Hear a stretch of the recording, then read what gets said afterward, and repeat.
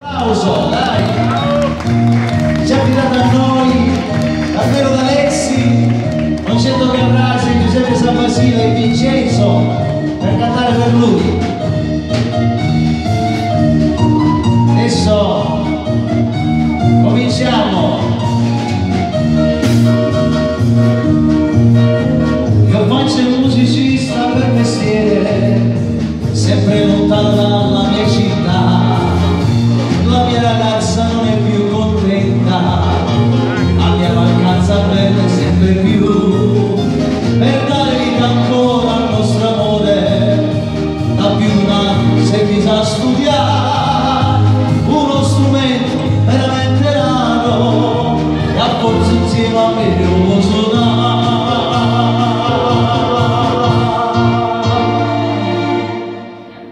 Cosa ci vuoi dire? Ci vuoi dire? Niente.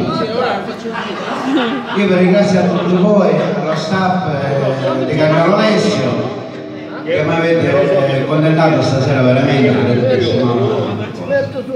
Io saluto a voi, una buona serata, divertitevi e buona cantata. Poi vengo io. Grazie, un applauso, dai, a lui. E per farti dispetto il piffero mi è scelto, quando lo prende in mano lo prende piano piano, con calcolo e lo tocca, poi se lo mette in bocca, è uno strumento a fiato e di fiato le ne ha.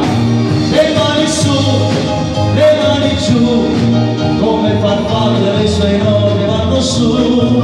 Le mani su, le mani giù, e quando suona giù lo fa toccare blu. Il piffero è un diletto, lo porta fuori a letto, e spesso in lontano se scende e può suonare sì o no, può suonare sì o no.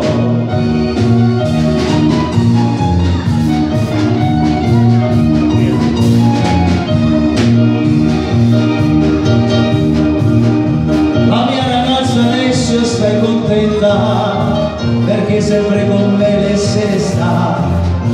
E quando impugna il piffero è maestra, ogni occasione è buona lo suonare.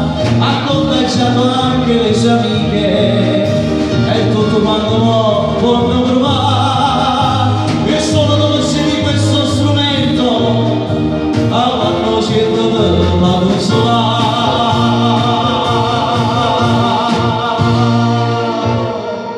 Sono Roberto. Guardi!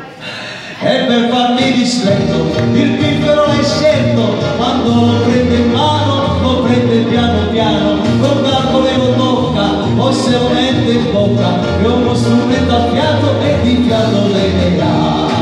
Le mani su, le mani giù, come farfalle le sue note